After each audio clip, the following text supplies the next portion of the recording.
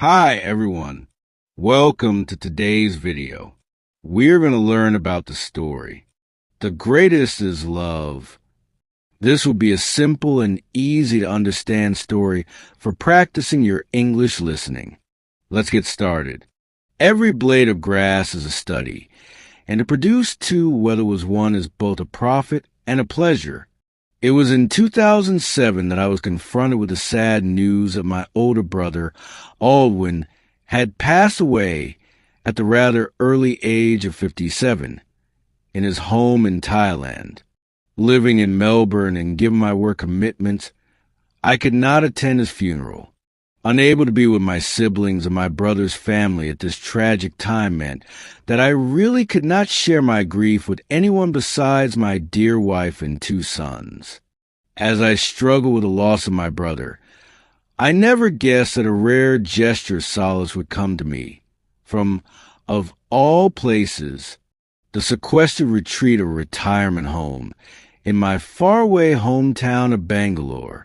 If you have lived in Bangalore any time from approximately the 1950s to date, and if you were fortunate enough to have had even a remote association with the well-known and renowned Jesuit institution, St. Joseph's Boys High School, more likely than not, you have heard of a man called Alec Alvarez. Often, a teacher's worth is evaluated merely on the academic results of his/her students. But Mr. Alvarez was more than just your regular school teacher. He was a man with a mission, one which did not end with the academic success of his students, or with his retirement when he walked out of his classroom for the very last time. Sitting in his armchair in the quiet of the retirement home on the day after my brother died and leafing through the newspaper, old Mr. Alvarez happened to be drawn to Aldwin's obituary notice, which had been thoughtfully inserted in all the local dailies by my eldest sister, Christine. This old man, well into his 93rd year, was nevertheless possessed an incredible memory, and on that day, and in that obituary notice, he recognized the name and the face of a boy, a young Josephite, whom he had taught more than 40 years ago. What memories passed through the old gentleman's mind? Did he recall, perhaps, the first signs of the brilliance that he had known would take my brother to the heights of success that he reached in his career?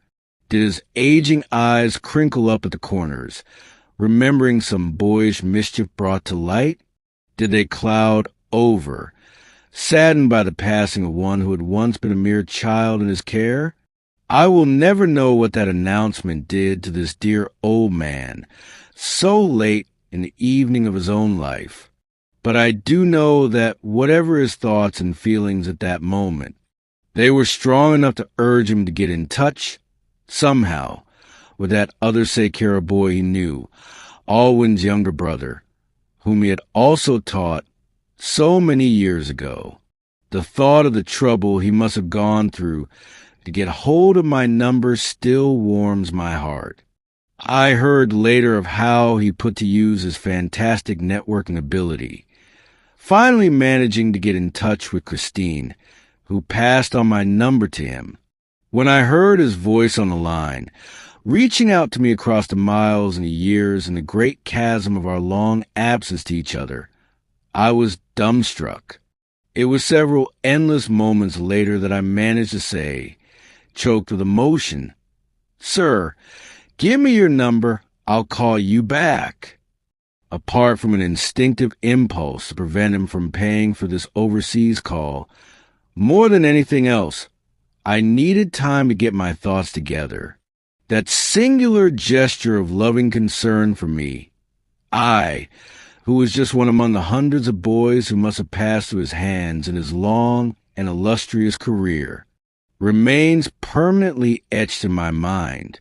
As I think about him, now 95 and still in touch with so many of his boys, I realize that this man was so much more than just a school teacher, a mere disseminator of knowledge, a clever conveyor of facts, a genius with figures.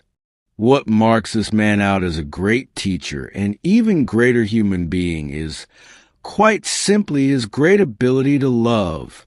For, in the words of that other great teacher of old, we may speak with the tongues of men and of angels, and be no more indeed than sounding brass or clanging cymbals. We may have prophecy and knowledge of secret and sacred things, and still know next to nothing, for knowledge grasps the truth but imperfectly, and prophecy as well, and all our wide knowledge is merely looking through a glass darkly. And though we may be endowed with many gifts and much goodness, how empty we are if devoid of love, for the greatest of all gifts is love. Please like, share, and subscribe my channel.